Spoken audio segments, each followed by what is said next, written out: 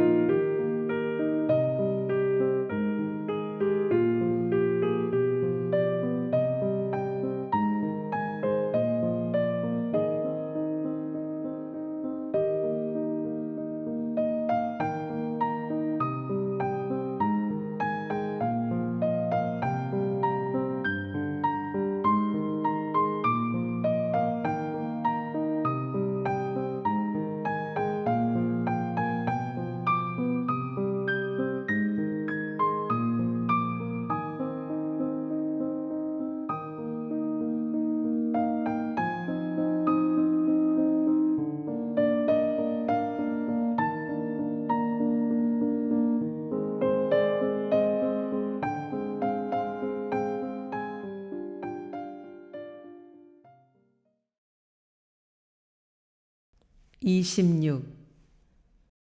대종사 말씀하시기를 나는 항상 강자로서 강자 노릇할 줄 모르는 사람들을 애석히 여기노니 자신이 이미 강자일진데 늘 저 약자를 도와주고 인도하여 그로하여금 자기 같은 강자가 되도록 북돋아 주어야 그 강이 영원한 강이 될 것이며 어느 때까지라도 선진자요 선각자로 받들어질 것이오늘 지금 강자들은 흔히 약자를 억압하고 속이는 것으로 유일한 수단을 삼다니 어찌 영원한 강자가 될 수 있으리요. 약자라고 항상 약자가 아니라 점점 그 정신이 열리고 원기를 회복하면 그도 또한 강자의 지위에 서게 될 것이요. 약자가 깨쳐서 강자의 지위에 서게 되면 전일에 그를 억압하고 속이던 강자의 지위는 자연 타락될 것이니 그러므로 참으로 지각 있는 사람은 항상 남이 궁할 때에 더 도와주고 약할 때에 더 보살펴 주어서 영원히 자기의 강을 보전하나니라. 27.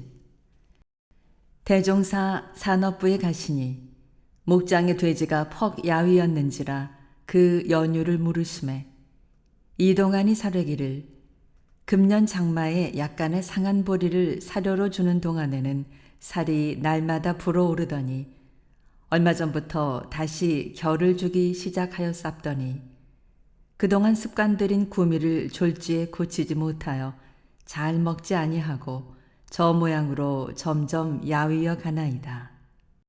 대종사 말씀하시기를 이것이 곧 산경전이로다.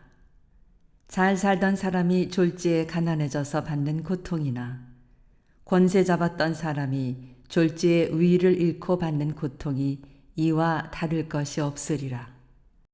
그러므로 이후로부터 성현들은 모두 이 인간 부귀를 심상시하여 부귀가 온다고 그다지 기뻐하지도 아니하고 부귀가 간다고 그다지 근심하지도 아니하였나니 옛날 순임금은 밭 갈고 질그릇 굽는 천역을 하던 사람으로서 천자의 위를 받았으나 거기에 조금도 넘치심이 없으셨고 서가세존께서는 돌아오는 왕위도 버리시고 유성 출가하셨으나 거기에 조금도 애착됨이 없으셨나니 이분들의 부귀에 대한 태도가 그 얼마나 단박하였으며 고락을 초월하는 힘이 그 얼마나 장하였는가.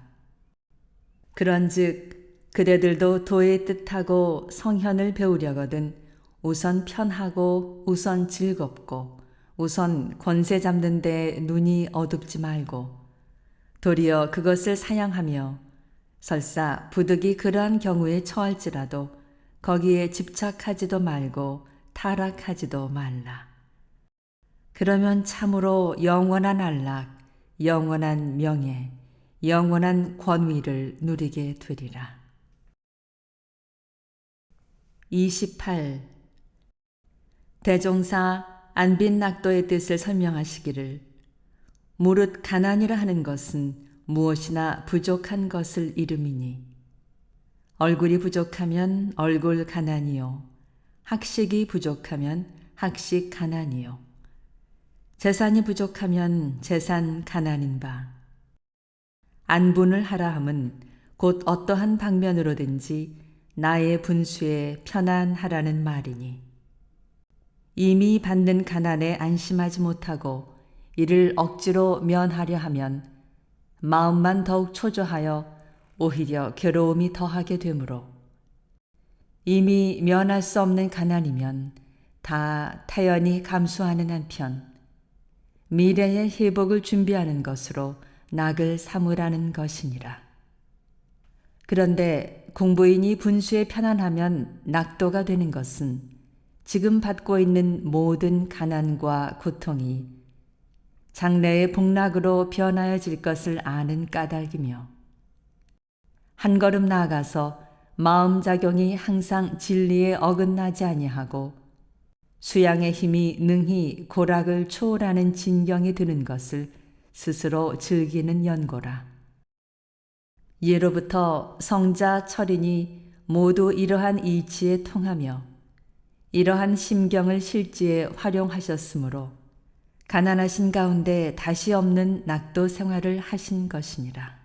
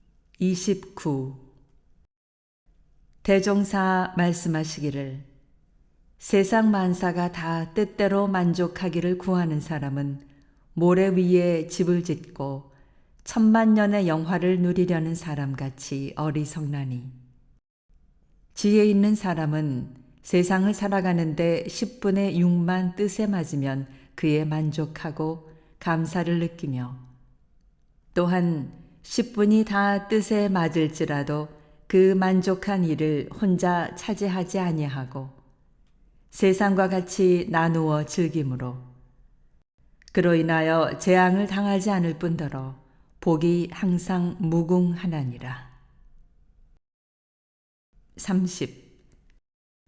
대종사 말씀하시기를 사람의 큰 죄악이 처음에는 작은 허물로부터 시작되는 수가 허다하나니 그대들은 마땅히 때때로 자기의 행동을 살펴서 작은 허물이라도 발견되거든 미루지 말고 고치기에 힘쓰라. 남방의 성성이라는 짐승은 그 힘이 세고 날래어 사람이 힘으로는 잡지 못하나 그가 술을 즐겨하므로 술을 큰 그릇에 가득 담아서 그의 내왕하는 길목에 두어두면 그가 지나면서 그것을 보고 처음에는 웃으며 그대로 가다가 다시 돌아와서 조금 마시고 또 가다가 다시 돌아와서 더 마시고 하기를 여러 차례 한 뒤에는 그만 정신없이 그 술을 다 마시고 마침내 취하여 쓰러지면 그때 사람이 나와서 잡아간다고 하니 그가 처음에는 조금만 마시기로 한 술이 커져서 한 동이에 이르렀으며 마침내 제 생명을 잃기도 하고 혹은 생포도 당하게 되는 것이니라. 사람도 또한 그와 같아서 처음에는 한두 가지의 작은 허물을 고치지 못하다가 그 허물이 쌓이고 쌓이면 마침내 큰 죄업을 저질러서 전도를 크게 그르치나니 어찌 조심하지 아니하리요. 31.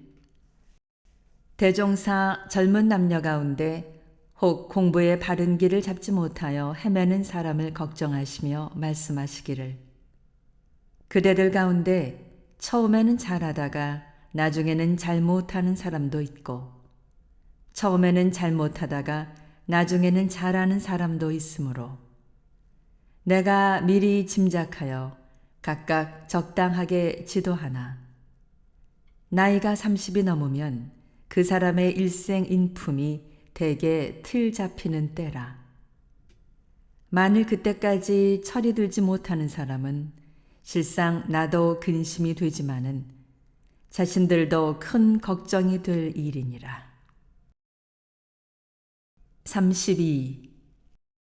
대종사 북내정사에 계실 때 마침 큰 장마로 초당 앞 마른 못에 물이 가득하매 사방에 개구리가 모여들어 많은 올챙이가 생기었더니 얼마 후에 비가 개이고 날이 뜨거움에 물이 점점 줄어들어 며칠이 못 가게 되었건만은 올챙이들은 그 속에서 꼬리를 흔들며 놀고 있는지라 대종사 보시고 말씀하시기를 참으로 안타까운 일이로다. 1분, 2분 그 생명이 줄어가고 있는 줄도 모르고 저와 같이 기운 좋게 즐기는도다. 그러나 어찌 저 올챙이들 뿐이리요. 사람도 또한 그러하나니 수입 없이 지출만 하는 사람과 현재의 강을 남용만 하는 사람들의 장래를 지혜 있는 사람이 볼 때에는 마르는 물 속의 저 올챙이들과 조금도 다름없이 보이나니라.